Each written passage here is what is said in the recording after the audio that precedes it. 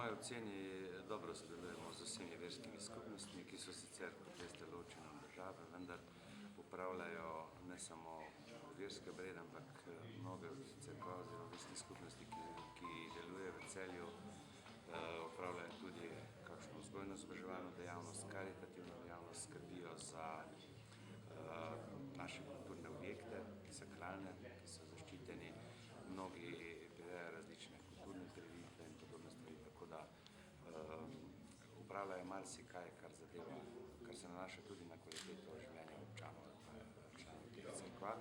Sicer je naše sodelovanje predvsem na področju, kadar urejamo kakšne prostorske zadeve.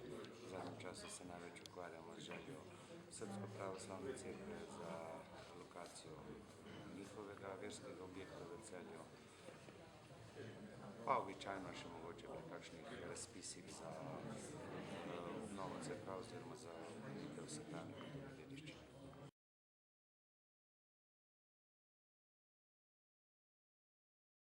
No, željena lokacija je, trenutno pa potekajo postopki potrebni za pripravo podrobnega prostorskega načrta.